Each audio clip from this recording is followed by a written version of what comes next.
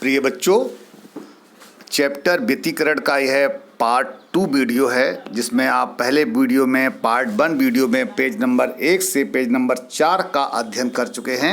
प्रस्तुत part 2 video में page number 5 से पेज नंबर 8 तक के बारे में जिक्र किया जाएगा। तो बच्चों, आप लोगों ने जो 4 पेजों का सफलतापूर्वक अध्ययन किया है, उसके बाद 5वें पेज से जो आपको कनेक्ट करते हैं।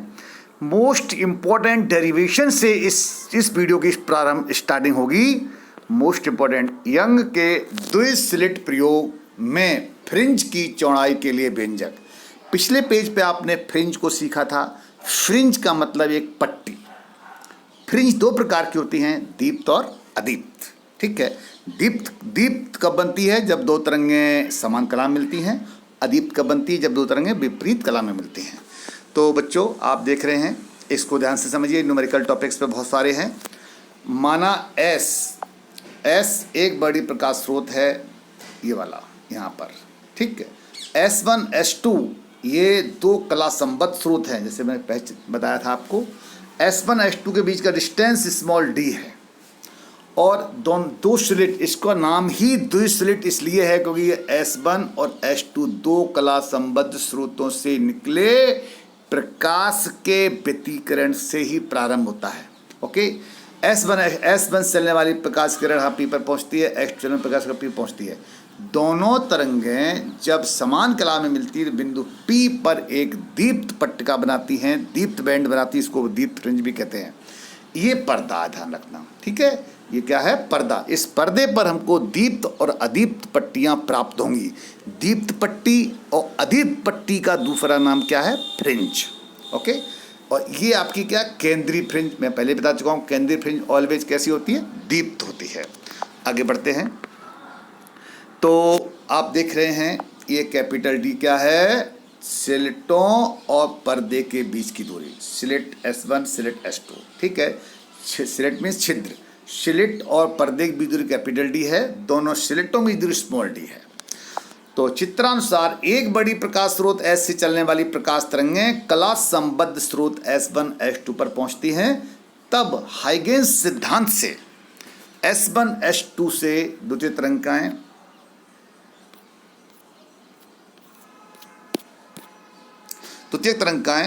चलती हैं, जो पर्दे पर व्यतिकरण फ्रिंज यानी कि समान चौड़ाई की फ्रिंज बनाती हैं। व्यतिकरण फ्रिंज का मतलब होता है समान चौड़ाई की फ्रिंज। ठीक है, ये याद रखिएगा। और तुमने कहा असमान चौड़ाई फ्रिंज क्या होता है? वो अगला चैप्टर होगा, उसमें बताया जाएगा विवर्तन। विवर्तन में असमान चौड़ाई की पट्टियां प्राप्त होंगी और व्यतिकरण में समान चौड़ाई की पट्टियां प्राप्त होती हैं। याद रखें। माना बता चुके हैं S1 S2 स्मॉल d, पहले बता चुके थे।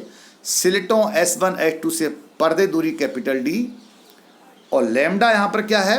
प्रयुक्त प्रकाश, जो हमने प्रकाश को प्रयुक्त किया है स्रोत S से, उसकी तरंग दैर्घ्य है। बिंदु P पर ध्यान दीजिए, बिंदु P कहाँ है? जेरा। बिंदु P पर 2 तरंगें आ रही हैं, एक S1 से P तक, एक S2 P तक। आप देख रहे हैं बिंदु P S1 से P तक पथांतर S1P और S2 से S2P। तो पथांतर कितना होगा? S2P minus S1P। ठीक है, बिंदु P पर दोनों तरफ पथांतर S2P माइनस S1P बराबर S2B। अब तुमने कहा ये S2B कहाँ से आ गया? तो S2B को आप यहाँ समझ सकते हैं, यहाँ से ये S2B, ये पथांतर हुआ। ठीक, S2P माइनस S1P पथांतर हो गया S2B। ओके, त्रिभुज S1 S2B तथा त्रिभुज PCO समरूप है। देखिए भाई, S1 S2B चित्र में देखें, S1 S2B, इसमें B पे 90 डिग्री कोण दिखाई पड़ रहा है यहाँ पर, और दूसरा जो है PCO दिख रहा, PCO, यहाँ पर भी कोण 90 डिग्री का है। दोनों त्रिभुज कैसे समरूप हैं? ठीक है, क्यों? एक कोण 90 डिग्री का है, एक कोण थीटा है दोनों का, तीसरा कोण ऑटोमेटिक बराबर हो जाएगा। तो दोनों त्रिभुज कैसे हो गए? समरूप। जब समरूप त्रिभुज है तो समरूपता की प्रमेय लगाएंगे। समरूपता प्रमेय क्या? S2B upon OP। S2B कहाँ है? देखिए S2B ये रहे, S2B ये थीटा के सामने भुजा, और PCO में थीटा समझा क्या होगी? OP। तो इसका मतलब हो गया S2B बटे OP बराबर S1 S2 बटे PC। S1 S2 क्या है? 90 डिग्री के सामने की भुजा है, 90 डिग्री का कोण दर्शाया पड़ा है। भैया S1 है। और PCO में अगर गौर से देखें तो 90 डिग्री का कोण यहाँ बन रहा है, समझा कौन सी, PC। ठीक है, तो कहने का मतलब हो गया समरूपता की प्रमेय यही है कि थीटा के सामने की भुजाओं का अनुपात बटे 90 डिग्री के सामने भुजाओं का अनुपात S2B बटे OP और S1 बटे PC। चूंकि S1 S2, ध्यान दीजिए S1 S2 क्या, दोनों छिद्रों के बीच की दूरी स्मॉल d बहुत कम है OC की तुलना में, यानी कि O से C की तुलना बहुत कम है। अतः PC लगभग कितना हो गया, OC। तो जहाँ पर PC लिखा हुआ है वहाँ पे हम क्या लिख देंगे, OC लिख देंगे। ये PC था, वहाँ पे क्या आ गया, OC। और OC बराबर क्या, कैपिटल D है, अभी लिख चुके हैं, पर्दे से सिलिट दूरी कैपिटल D है। तो क्या किया यहाँ पर हमने कि H2B बराबर क्या हुआ, XD बटे OC के स्थान पर कैपिटल D। तो पहला समीकरण बच्चों में प्राप्त हो गया है कि पथांतर हमने निकाल लिया। इस डेरिवेशन का ये फर्स्ट पार्ट बड़ा महत्वपूर्ण है, जिसमें हमने पथांतर निकाल लिया। H2B बराबर XD बटे कैपिटल D। स्मॉल d को परिचित हैं, कैपिटल परिचित। x क्या है, केंद्रीय फ्रिंज से P तक की दूरी। ठीक है, P तक की दूरी है ये। ठीक है, अब आता है दीर्घ फ्रिंज के लिए। दीप फ्रिंज के लिए मैं पहले पढ़ा चुका हूँ। दीप फ्रिंज के लिए पथांतर लैम्डा में क्या होता है, पूर्वगुणज होता है, यानी कि 1 लैम्डा, 2 लैम्डा, 3 लैम्डा, जनरल क्या हो जाएगा, m लैम्डा। तो क्या करना है, समीकरण फर्स्ट से दीप फ्रिंज के लिए एक्स एम स्मॉल डी बटे कैपिटल डी बराबर m लैम्डा। एक्स एम क्यों आ गया, MB, यानी केंद्रीय फ्रिंज से MB दीप फ्रिंज दूरी को XM लिखेंगे। जैसे मैं लिख दिया यहाँ पर स्पष्ट रूप से, केंद्रीय फ्रिंज से MB का मतलब 5वीं, 6वीं, 4थी, 7वीं, 8वीं। अगर 7वीं तो m बराबर 7 हो जाएगा, 8वीं तो m बराबर 8 हो जाएगा। ठीक है, तो यहाँ सॉल्व करके XM बराबर क्या निकला है, XM बराबर XM दीप्त M d lambda upon small d। Very important formula प्राप्त हो गया है। यह फार्मूला कौन सा है, केंद्रीय फ्रिंज से MB दीप्त फ्रिंज की दूरी। ओके, तो इसी प्रकार से अगर हम अगली XM प्लस 1 निकालना चाहें, इसी प्रकार XM प्लस 1 यानी कि M अगली नेक्स्ट, तो XM प्लस 1 बराबर हो जाएगा M plus 1 D lambda upon D. ये क्वेश्चन नंबर 3 सबके समझ में आ गया होगा। जैसे XM मतलब हमने निकालना X5, तो क्या होगा, M स्थान पर 5 डी लैम्डा अपॉन डी।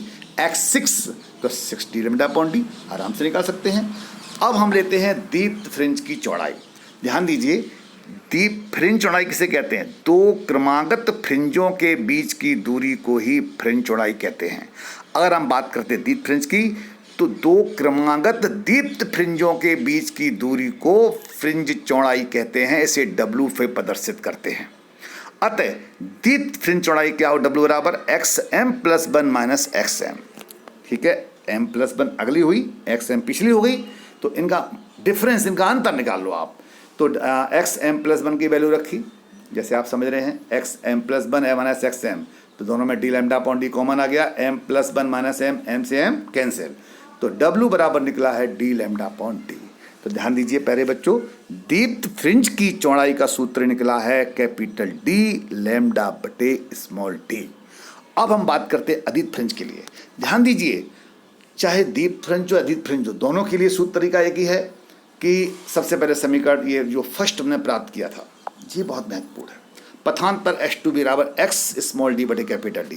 अगर हम अदीप्त की बात करते हैं तो हम पहले पढ़ चुके हैं कि अदीप्त फ्रिंज के लिए पथांतर λ/2 में विषम गुणज होता है। मैं पहले पेज नंबर पार्ट 1 वीडियो में समझ चुके हैं। अदीप्त का मतलब विनाशी और दीप्त का मतलब संपोषी।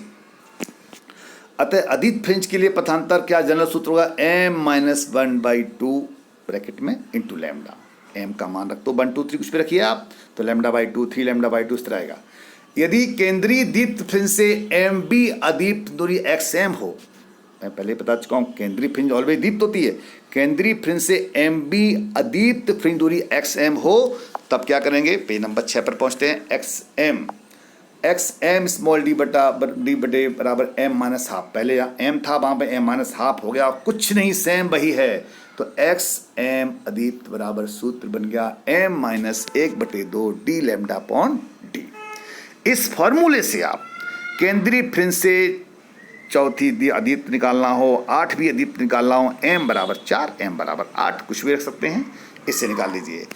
ठीक इसी प्रकार से एक्स एम प्लस वन यानी नेक्स्ट अगली, तो एम के स्थान पे क्या होगा, आ जाएगा केवल M plus one minus one by two D lambda upon D. समीकरण फोर्थ, समीकरण नंबर फोर्थ, फिफ्थ हो गया। अब अदीप्त फ्रिंज चौड़ाई किसे कहते हैं, मैं पहले बता चुका हूं, दीप्त हो या अदीप्त हो, दो क्रमागत अदीप्त फ्रिंजों के बीच की दूरी को अदीप्त फ्रिंज की चौड़ाई कहते हैं। इसको भी W से प्रदर्शित करते हैं। तो W बराबर क्या होगा, X M plus one minus X M. तो एक्स एम प्लस वन की वैल्यू ये है, एक्स एम की वैल्यू ये है। दोनों में से D lambda upon D common आ गया। पहले ब्रैकेट में M plus one minus half, दूसरे में माइनस का एम प्लस का हाफ हो जाएगा, क्योंकि बाहर माइनस लगा हुआ है। हाफ से हाफ कैंसिल, एम से एम कैंसिल, केवल क्या बचा, वन। तो W बराबर सूत्र निकला है, W बराबर सूत्र निकला है डी लैम्डा अपॉन डी। तो आपने देख लिया, चाहे दीप्त फ्रिंज हो चाहे अदीप्त फ्रिंज हो, दोनों का एक ही फॉर्मूला है, W बराबर डी लैम्डा अपॉन डी। अतः स्पष्ट है, यंग्स एक्सपेरिमेंट में पर्दे पर समान चौड़ाई की दीप्त तथा अदीप्त, ब्राइट और डार्क फ्रिंजें प्राप्त होती हैं। तो प्यारे बच्चों, ये डेरिवेशन बहुत इंपॉर्टेंट था। तो इसमें आपने देखा कि सबसे महत्वपूर्ण बात क्या थी, समीकरण नंबर फर्स्ट प्राप्त कर लेना। फर्स्ट प्राप्त कर लिया, फिर दीप्त फ्रिंज के लिए। एक बात मैं आपको बता दूं, अगर क्वेश्चन ऐसा आता कि यंग्स एक्सपेरिमेंट के लिए फ्रिंज की चौड़ाई का व्यंजक प्राप्त कीजिए, तो अब समीकरण फर्स्ट तो आप तक नहीं करना पड़ेगा, उसके बाद चाहो तो दीप्त फ्रिंज का निकाल लो, चाहो तो अदीप्त का निकालो, दोनों का निकालना आवश्यक नहीं है। दीप्त फ्रिंज के निकालेंगे तो आप केवल यहीं तक करेंगे, यहाँ तक समाप्त कर दीजिए। और अदीप्त गले ज्ञात करना हो तो आप ये समझ लीजिए, ये दीप्त इस पोर्शन को रोक देना, फिर अदीप्त से यहाँ से स्टार्ट करिएगा, अदीप्त से, और एंड तक करना आपको, ठीक है, यहाँ तक, ओके, यहाँ तक करना पड़ेगा, ठीक। तो एक से करिएगा। अब चलते हैं आगे टॉपिक पर। दीप्त अथवा अदीप्त फ्रिंज की कोणीय फ्रिंज चौड़ाई यानी एंगुलर फ्रिंज विड्थ ज्ञात करनी। अब थोड़ा सा वर्ड बदल गया, कोणीय फ्रिंज चौड़ाई। देखिए बेटा, एम बी कोणीय फ्रिंज की स्थिति थीटा एम, जिसका फॉर्मूला होता है एक्स एम बटे कैपिटल डी, यानी एक्स एम का सूत्र वही था, M D lambda upon D बटे कैपिटल डी। तो कैपिटल डी यहाँ पर क्या हुआ, कट गया, तो क्या बचा, M lambda upon D X M, ठीक है, थीटा एम निकाला है, यानी एम बी कोणीय फ्रिंज की स्थिति क्या, एम लैम्डा अपॉन डी। इसी प्रकार से एम प्लस वन बी कोणीय फ्रिंज स्थिति क्या होगी, एम के स्थान पर एम प्लस वन करेंगे, theta M plus one, theta M plus one lambda upon D. कोणीय फ्रिंज चौड़ाई क्या होती, जिस तरह से फ्रिंज थी वहाँ पर, यहाँ पर दो क्रमागत कोणीय फ्रिंजों के बीच की स्थिति को ही कोणीय फ्रिंज चौड़ाई कहते हैं। तो थीटा बराबर theta M plus one minus theta M plus one का मान रख दिया, थीटा एम का मान रख दिया, दोनों में से कॉमन ले लिया, तो फाइनल सूत्र निकला थीटा बराबर लैम्डा अपॉन डी। तो ये कहलाती है कोणीय फ्रिंज की चौड़ाई, ठीक है, थीटा बराबर लैम्डा अपॉन डी। फ्रिंज चौड़ाई क्या होती है, D capital D lambda upon small D, लेकिन कोणीय फ्रिंज चौड़ाई क्या होती है, लैम्डा अपॉन डी, इसमें कैपिटल डी नहीं होगा। अतः दो रेखा छिद्रों S1 S2 के मध्य बिंदु C पर फ्रिंज चौड़ाई W द्वारा बने कोण थीटा को फ्रिंज की कोणीय चौड़ाई कहते हैं। ये इसकी परिभाषा बन जाती है। अतः दो रेखा छिद्रों S1 S2 के बीच में मध्य बिंदु पॉइंट था ना C चित्र में, देखिए पीछे दिखाऊं, मध्य बिंदु C कहाँ गया, ये रहा, यहाँ पे आप समझ सकते हो, ये मध्य बिंदु C। तो आगे बढ़ते हैं। तो यहाँ पर लेते हैं, चौड़ाई कहते हैं, ओके। तो यहाँ पर जो परिभाषा थी बड़ी इंपॉर्टेंट परिभाषा है। अतः दो रेखा छिद्रों S1 S2 के बीच में बिंदु C पर फ्रिंज चौड़ाई W द्वारा बने थीटा कोण को फ्रिंज की कोणीय चौड़ाई कहते हैं। अब कुछ पॉइंट्स है बच्चों। यंग्स एक्सपेरिमेंट में यदि दो रेखा छिद्रों में से एक को बंद कर दिया जाए, S1 S2 दो छिद्र थे ना, एक को बंद कर दें तो पर्दे पर विवर्तन प्रतिरूप प्राप्त होगा। विवर्तन प्रतिरूप, इसको अगले चैप्टर में डिटेल समझाया जाएगा। विवर्तन प्रतिरूप का सिर्फ इतना मतलब होता है, पट्टियां तो दीप्त और अदीप्त होंगी, लेकिन वो असमान चौड़ाई की होंगी, कोई ज़्यादा, कोई छोटी चौड़ाई होगी, कोई बड़ी चौड़ाई होगी। अर्थात बीच में दीप्त, उसके दोनों ओर असमान चौड़ाई की दीप्त और अदीप्त फ्रिंजें होंगी। ये कब होगा, जब दो रेखा चित्र में एक को बंद कर दिया जाए, ठीक है। नंबर 2, यदि यंग्स एक्सपेरिमेंट वायु के स्थान पर जल में किया जाए, अगर मान लो हवा से हम जल में करते हैं तो फ्रिंज चौड़ाई W का मान घट जाएगा। कारण क्योंकि जल में प्रकाश की तरंग दैर्घ्य घट जाती है तो चौड़ाई भी क्या होगी, घट जाएगी। क्योंकि ध्यान दें कैपिटल D और स्मॉल d फिक्स हैं, लैम्डा अगर घटेगा तो W का मान भी क्या होगा, घट जाता है। तीसरे पॉइंट पर पहुंचते हैं। यंग्स एक्सपेरिमेंट में फ्रिंज की चौड़ाई लाल रंग और बैगनी रंग में से लाल में अधिक होगी, स्पष्ट है। लैम्डा रेड का अधिक होता है, वायलेट का कम होता है। यानी आप समझ चुके हैं फ्रिंज चौड़ाई W प्रोपोर्शनल टू क्या है, लैम्डा है। जिस कलर की तरंग दैर्घ्य अधिक होगी उसकी फ्रिंज चौड़ाई उसकी क्या होगी, ज़्यादा होगी। क्योंकि विबग्योर में सबसे ज़्यादा तरंग दैर्घ्य रेड की होती है और सबसे कम तरंग दैर्घ्य वायलेट की होती है। आगे पॉइंट पर आते हैं। यंग्स एक्सपेरिमेंट में यदि स्लिट्स S1 S2 के बीच की दूरी स्मॉल d प्रयुक्त प्रकाश की तरंग दैर्घ्य लैम्डा से कम रखी जाए, ठीक है, तो व्यतिकरण प्रतिरूप दिखाई नहीं देगा। कारण क्योंकि फ्रिंज चौड़ाई, देखिए बच्चों, सूत्र होता है W d lambda upon d। यदि स्मॉल d का मान प्रयुक्त प्रकाश की तरंग दैर्घ्य से कम होगा तो W फ्रिंज चौड़ाई का मान क्या होगा, जो कैपिटल D दूरी उससे बढ़ जाएगा। इससे क्या होगा, पर्दे पर फ्रिंजें प्राप्त ही नहीं होंगी। कैसे भाई, पर्दा है, अगर मान लो पर्दे की जो ऊंचाई है मान लो थोड़ी देर के लिए 1 मीटर की है और फ्रिंज चौड़ाई हमारी हो जाए 100 मीटर की, तो क्या 100 मीटर को हम 1 मीटर पर्दे पर प्राप्त कर सकते हैं? नेवर, नहीं प्राप्त कर सकते हैं। इसलिए याद रखें, अगर यहाँ पे पॉइंट दिया गया यदि S1 S2 की दूरी स्मॉल d का मान प्रयुक्त प्रकाश की तरंग दैर्घ्य से काफ़ी छोटा हो, उस कंडीशन में फ्रिंज चौड़ाई इतनी बढ़ जाएगी कि वो पर्दे पर आएगी नहीं। आगे बढ़ते हैं। यदि स्लिट S को श्वेत प्रकाश से प्रकाशित किया जाए, अभी हमने एक बड़ी प्रकाश से प्रकाशित किया गया, ध्यान दीजिए यंग्स एक्सपेरिमेंट में जो स्लिट S है, स्रोत S है, उसको एक बड़ी प्रकाश से प्रकाशित किया गया। लेकिन पॉइंट दिया गया है कि यदि स्लिट S को श्वेत प्रकाश से प्रकाशित किया जाए तो रंगीन फ्रिंज प्राप्त होंगी और वह असमान चौड़ाई की होंगी। असमान चौड़ाई की फ्रिंज होने का मतलब है व्यतिकरण समाप्त हो गया, विवर्तन प्रारंभ हो गया। याद रखें। ओके, पेज नंबर 7 पे पहुंचते हैं प्यारे बच्चों। बहुत सारे पॉइंट्स दिए हैं, पॉइंट्स वेरी वेरी इंपॉर्टेंट। यदि स्लिट्स S1 S2 अलग अलग तरंग दैर्घ्य अलग अलग रंगों से प्रकाशित की जाए, जैसे कि S1 को पीले प्रकाश से, S2 को लाल प्रकाश से, तो पर्दे पर व्यतिकरण प्रतिरूप प्राप्त नहीं होगा। ध्यान दीजिए, व्यतिकरण प्रतिरूप का मतलब पर्दे पर समान चौड़ाई की दीप्त और अदीप्त पट्टियां प्राप्त होना, यानी इस कंडीशन में व्यतिकरण प्रतिरूप प्राप्त नहीं होगा। अगला पॉइंट न्यूमेरिकल के लिए है। किसी स्लिट मैंने छिद्र से, किसी स्लिट से गुजरने वाले प्रकाश की तीव्रता स्लिट की चौड़ाई के अनुपाती होता है। इसका मतलब क्या हुआ, I प्रोपोर्शनल टू W, चौड़ाई जितनी ज़्यादा होगी तीव्रता उतनी ही ज़्यादा होगी।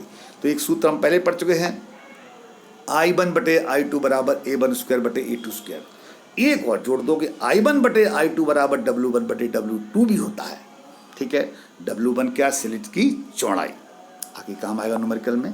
तो हमने लिखा है N फॉर न्यूमेरिकल, लिख दिया फॉर न्यूमेरिकल। तो ये बच्चों याद रखते हैं, 2 फॉर्म, ये बहुत इंपॉर्टेंट फॉर्मूले हैं यंग्स एक्सपेरिमेंट में कि केंद्रीय फ्रिंज से MB दीप्त फ्रिंज दूरी MD lambda upon small d, केंद्रीय फ्रिंज से MB, यहाँ N लिख गया है प्यारे बच्चों, इसको M समझ लेना, M। तो यहाँ ध्यान दीजिए, जो लिख रहा है ना ये N लिख गया है, N के स्थान पे क्या लिखोगे, M।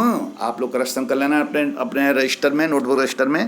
तो यहाँ तो सही लिखा हुआ है XM अदीप्त M minus half d lambda upon d, और फ्रिंज की चौड़ाई क्या सूत्र होगा, d लैम्डा अपॉन t। चाहे फ्रिंज दीप्त हो चाहे अदीप्त हो, दो चौड़ाई कैसी होती है, समान। आगे बढ़ते हैं। केंद्रीय फ्रिंज सदैव, पहले रिपीट कर चुका हूँ, केंद्रीय फ्रिंज सदैव दीप्त ही होती है, इसीलिए केंद्रीय फ्रिंज को केंद्रीय उच्चिष्ट भी कहते हैं।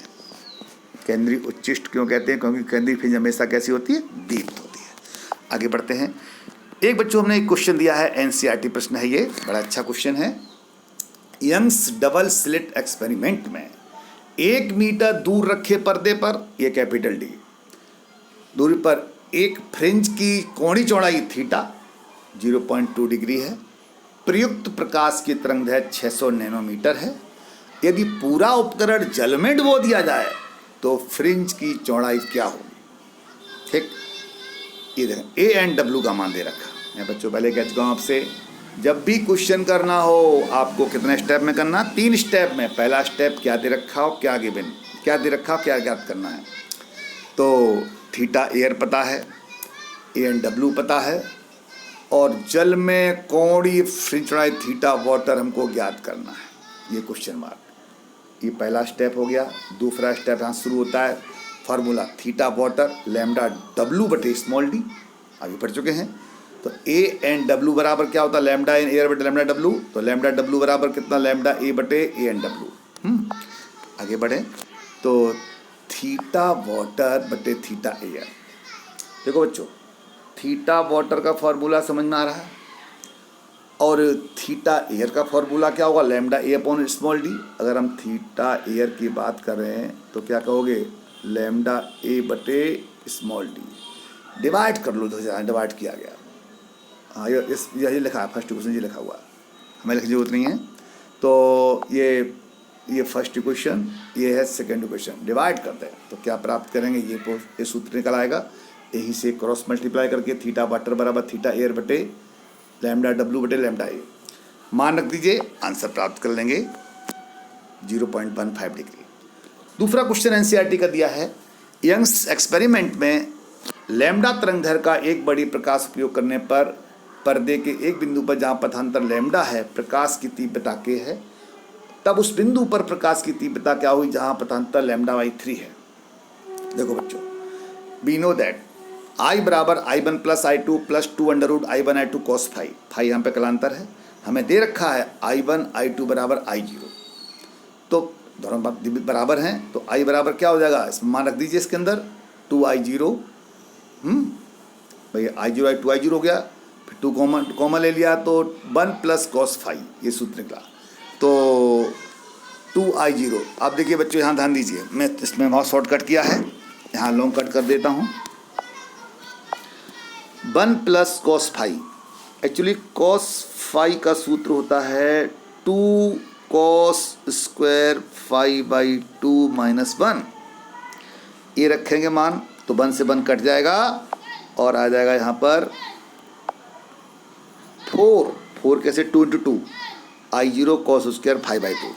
केवल क्या करना, cos फाई के स्थान पे मान रख देना 2 cos square phi by 2 minus 1, 1 cut गया, 2 का मल्टीप्लाई 2 इंटू 2 4 हो गया। तो अब सूत्र बन चुका है, आगे बढ़े। पथांतर लैम्डा होने पर कलांतर फाई बराबर 2 पाई बटे लैम्डा इंटू लैम्डा, ये फार्मूला होता है बच्चों। कलांतर का सूत्र 2 पाई बटे लैम्डा इंटू डेल्टा एक्स इतना लैम्डा है, तो फाई बराबर कितना आया? 2 पाई। इसलिए I बराबर 2I0 cos स्क्वायर फाई के स्थान पर मान रख दीजिए, कितना? 2 पाई बाई 2। तो कलांतर है पता लग गया। इस सूत्र में फाई के स्थान पर 2 पाई बाई 2, 2 से 2 कर दिया, cos पाई हो गया। cos पाई का मान होता है -1 माइनस प्लस 1। तो I बराबर क्या निकला है?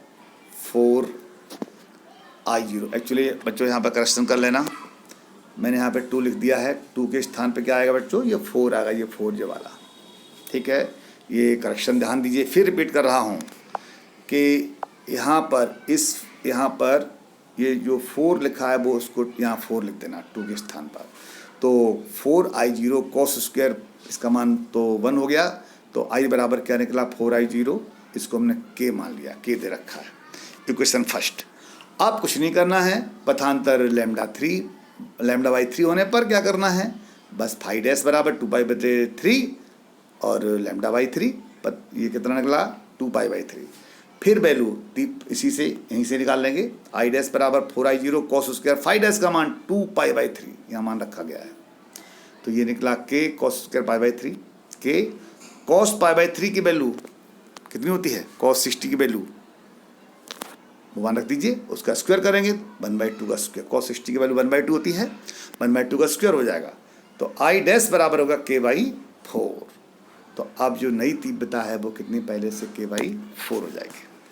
ओके, आगे बढ़ते हैं, पेज नंबर लास्ट पर पहुँचते हैं। पेज नंबर लास्ट ये है, लास्ट अंतिम टॉपिक है। व्यतिकरण प्रयोग में एक स्लिट, व्यतिकरण प्रयोग में एक स्लिट के सामने एक पतली प्लेट रखने पर फ्रिंजों में विस्थापन। जैसे S1 से जो किरण जा रही है P तक, इसके बीच में हमने क्या रख दिया, एक प्लेट रख दी। नया टॉपिक ये है। तो पूछा गया है कि अब फ्रिंज में कितना विस्थापन हो जाएगा, वो हमें निकालना है। ठीक है, बहुत कुछ वही है। देखिए बच्चों, ये S1 S2 वही स्रोत है, ये पर्दा है, ये स्मॉल डी, ये कैपिटल डी, सब कुछ वही है। तो थोड़ा सा रिपीट करता हूँ। S1 S2 एक बड़ी प्रकाश कला संबद्ध स्रोत है। लैम्डा प्रयुक्त प्रकाश की तरंग है, जो हमने प्रकाश का प्रयोग किया उस प्रकाश की तरंग है। स्मॉल टी, ये जो प्लेट हमने ली है पारदर्शी, इसकी मोटाई टी है, इसका अपवर्तनांक n है। ठीक है, माना S1 से P तक चलने वाला प्रकाश, S1 से प्रकाश P चला है, तो ये प्रकाश ना S1 से P तक T तो मोटाई में चलेगा माध्यम में, और S1 से P तक चलेगा वायु में चलेगा S1P माइनस टी। तो ध्यान समझें इसको, इस लाइन को बड़ा ध्यान समझिएगा, इतना पोर्शन को, फिर समझ में सब कुछ आ जाएगा। माना S1 से P तक चलने वाला प्रकाश S1P माइनस टी दूरी वायु में चलता है, ये वायु में चलेगा। दो कैसे, S1 से प्रकाश चला है P तक, यहाँ भी वायु है, यहाँ भी वायु है, केवल टी मोटाई की प्लेट रखी हुई है। ठीक है, ऐसे समझिए, S1 से P तक की दूरी मान लो 20 है, 20 मीटर, बीच में ये 2 मीटर का प्लेट रखी हुई है, तो वायु में दूरी कितनी हुई, 20 माइनस 2 यानी कि 18। ठीक है, तो इसी तरह सब समझने का प्रयास कीजिए। तो S1P से चलने वाला प्रकाश S1P माइनस टी दूरी वायु में चलता है तथा टी दूरी प्लेट में चलता है। अतः प्रकाश को S1 से P तक पहुंचने में लगा समय, और तुम पढ़ चुके हो, समय बराबर होता है दूरी बटे चाल। तो समय बराबर दूरी बटे चाल। दूरी देखो, ये प्रकाश, ये वायु में चली दूरी, तो वायु में प्रकाश की चाल, और टी प्लेट में चली दूरी, तो प्लेट में प्रकाश चाल B। हमने साफ साफ लिख दिया है, B प्लेट में प्रकाश चाल है। ठीक है, तो अब क्या क्या हम किया है, S1P माइनस टी अपॉन सी तो चल ही रहा है। टी B के स्थान देखो, अपवर्तनांक का सूत्र हम लोग पढ़ चुके हैं, n बराबर C अपॉन B। तुमने कहा जी कहाँ आ गया भाई, हाइगेंस सिद्धांत पढ़ चुके हैं। ANG बराबर वेलोसिटी इन एयर बटे वेलोसिटी इन गिलास। वेलोसिटी इन एयर का मतलब C वायु में, और गिलास का मतलब B। तो n बराबर C बटे B बराबर C बटे n। तो B का मान रख दिया है बच्चों, C बटे n हो गया। ठीक है, अब यहाँ पे आप समझ रहे हैं, यहाँ पर इस पोर्शन में C एलसीएम ले लिया, LC लाइन में क्या बचेगा, C नीचे S1P minus T plus NT। इसको ऐसे लिख सकते हैं, S1P प्लस NT लिख लिए, पहले माइनस टी कर दीजिए, कोई फर्क नहीं पड़ता है। तो अब इसमें वे S1P प्लस टी प्लस, इसमें से तो क्या करिएगा, इतने पोर्शन में से हमने क्या किया, प्लस टी कॉमन ले लिया, तो क्या बचेगा n माइनस 1। तो समय बराबर हो गया S1P plus T n minus 1 upon C। बड़ा ध्यान पर समझना, बटे C आया है ये। अगर C आया, इसका मतलब ये जो दूरी है वो कहाँ होगी, वायु में। ठीक है, नीचे अगर वायु में प्रकाश की चाल है, तो ऊपर दूरी वायु में चली दूरी हो गई, तो प्रभावी दूरी हो गई तुम्हारी S1P plus T n minus P। अतः प्रकाश द्वारा S1 से P तक वायु में चली गई प्रभावी effective distance S1P plus T n minus 1। ठीक है, तो देखो बच्चों क्या अंतर आया। पहले यंग्स एक्सपेरिमेंट में स्मॉल टी नाम की कोई चीज़ नहीं थी, यानी कोई प्लेट थी नहीं, तो टी का मान 0 हो गया था, S1P था। अब टी मोटाई प्लेट रख दी तो वायु दूरी S1P plus T n minus 1। अतः बिंदु P पर प्रभावी पथांतर, पथांतर क्या करना, S2P, जैसे चित्र में देखें, S2P ये रहा, S2P माइनस S1P, हाँ लिखा था यंग्स एक्सपेरिमेंट, लेकिन टी मोटाई प्लेट आ गई, तो S1 से P तक की जो हमने वायु में प्रभावी दूरी ज्ञात की, वो क्या थी, S1P plus T n minus 1, तो वो घटा देना पड़ेगा। ठीक है, तो अब बच्चों आप देख रहे हैं एंड चल रहा है। अतः प्रकाश द्वारा S1 से P तक चली दूरी इतनी हो गई, प्रभावी दूरी निकल के आ गई यहाँ पर इतनी। अतः बिंदु P पर पथांतर, पथांतर क्या होता है, S2P माइनस S1P, इसे घटा दीजिए, माइनस माइनस आ जाएगा। किंतु फ्रॉम यंग्स एक्सपेरिमेंट वो क्या कहता है, S2P माइनस S1P बराबर XM बटे स्मॉल डी बटे capital D, XM small D बटे कैपिटल डी। तो S2P माइनस S1P के स्थान पे क्या आएगा, XM small D minus T n minus 1। ठीक है, तो समीकरण फर्स्ट हमें प्राप्त हो गया। बिंदु P पर प्रभावी पथांतर निकाल लिया। प्रभावी पथांतर निकालने का मतलब हो गया तुम्हारा डेरिवेशन काफ़ी कंप्लीट हो गया। ध्यान दीजिए, यंग्स एक्सपेरिमेंट में प्रभावी पथांतर क्या था, उसमें टी हटा दीजिए, टी का मान 0 हो जाएगा, एक्स एम स्मॉल डी बटे कैपिटल डी, इतना ही था। यदि बिंदु P पर, यहाँ ले लें, यदि बिंदु P पर एम बी द्वित फ्रिंज हो, तो पहले पढ़ चुके हो कि द्वित फ्रिंज के लिए पथांतर क्या होता है, एम लैम्डा। बस समीकरण फर्स्ट सेकंड बराबर कर दीजिए, from first and second x, ये वाला पोर्शन पूरा बराबर एम लैम्डा। तो यहाँ से 75 करके क्या निकल आएगा, एक्स एम बराबर M lambda plus N minus पर into T into capital D upon D. ठीक, तो ध्यान दीजिए, ये केंद्रीय फ्रिंज से एम बी द्वीप फ्रिंज की दूरी हो गई। ठीक, अब अगर ये प्लेट हटा दी जाए, पारदर्शी प्लेट हटा दी जाए, तब दूरी क्या हो जाएगी, किंतु प्लेट की अनुपस्थिति में, प्लेट नहीं होगी तो टी का मान 0 हो जाएगा। एम बी दूरी क्या होती है, एक्स पहले पढ़ चुके हो, M D lambda upon D. ठीक, प्लेट की अनुपस्थिति में M capital D lambda upon small D, plate की उपस्थिति में ये वाले। ठीक, विस्थापन क्या होगा, घटा दीजिए। अतः पारदर्शी प्लेट रखने पर एम बी द्वित फ्रिंज विस्थापन बराबर X M minus X dash M, घटा दीजिए। ठीक है, एक्स एम का मान, एक्स एम कहाँ गया, देखो एक्स एम जीरा और एक्स डैश जीरा, घटा दीजिए, सिंपली आराम से घटाइए। देखो कॉमन भी आ रहा है, कैपिटल डी बटे स्मॉल डी कॉमन ले लिया, फिर जो बचा है M lambda plus N minus में टी, इतना पोर्शन, तो घटा घट के ये एम लैम्डा कट जाएगा, तो एक्स 0 बराबर फाइनल सूत्र प्राप्त हो गया, एक्स 0 बराबर कितना, कैपिटल डी बटे स्मॉल डी एन माइनस में इंटू टी। इस व्यंजक में स्मॉल एम नहीं है, अतः सभी दीप्त तथा अदीप्त फ्रिंजों के लिए यही विस्थापन होगा। ठीक है, तो फ्रिंज विस्थापन का फॉर्मूला प्राप्त हो गया बेटा, कैपिटल डी बटे small D into N minus one into small T. यहीं से अगर पक्षांतर किया जाए तो स्मॉल टी का सूत्र निकल आएगा, एक्स 0 डी बटे capital D into N minus. तो प्यारे बच्चों, तुमने देखा हमने इस वीडियो में, पार्ट 2 वीडियो में, एक तो फ्रिंज की चौड़ाई का व्यंजक प्राप्त किया, डब्ल्यू बराबर capital D small D lambda upon small D, और हमने क्या क्या निकाला है, केंद्रीय फ्रिंज से एम बी द्वित फ्रिंज दूरी एक्स एम द्वित M D lambda upon D, X M अदीप्त M minus half D lambda upon D. और ये फ्रिंज का विस्थापन अगर हमने प्लेट रख दी जाए, पारदर्शी प्लेट रखने पर फ्रिंज का विस्थापन निकलेगा एक्स 0 बराबर, एक्स को एक्स 0 पढ़िए, एक्स ओ नहीं पढ़ना, एक्स 0 पढ़ना है, कैपिटल डी बटे small D N minus one into T. ध्यान दीजिए, एन यहाँ पर उस पारदर्शी प्लेट का अपवर्तनांक है और स्मॉल टी यहाँ पर उस पारदर्शी प्लेट की थिकनेस है, मोटाई है। तो प्यारे बच्चों, मुझे लगता है, मैं आशा करता हूँ यह वीडियो भी आपकी समझ में आया होगा। तो वीडियो को 2-3 बार देखने से आपका ये चैप्टर 100% सही होगा, 100% आपके कब्जे में आ जाएगा। और ये बहुत इम्पोर्टेंट चैप्टर है, इसमें न्यूमेरिकल क्वेश्चन भी बहुत सारे हैं। तो इतना पढ़ने के बाद आप लोग फिर 3rd स्टेज और 4th स्टेज पहुंच जाएंगे। तो बच्चों, जो लोग हमारा YouTube चैनल देखते हैं, उनको मैं एक बार बताना चाहता हूं कि हमारे वीडियो को आप कई बार देखें, तो उससे आपकी थ्योरी मजबूत हो जाएगी। और वीडियो देखने के बाद आप लोग इस वीडियो को लाइक करें, शेयर करें और वीडियो को, अपने चैनल को सब्सक्राइब करना ना भूलें। साथ ही साथ मैं एक बार और बताना चाहता हूं, जो भी आपने इस वीडियो को देखा है उसका कमेंट लिखें। उसमें कमेंट बॉक्स होता है यूट्यूब चैनल पर, उसमें कमेंट भी लिखिए कि आपको ये वीडियो कैसा लगा।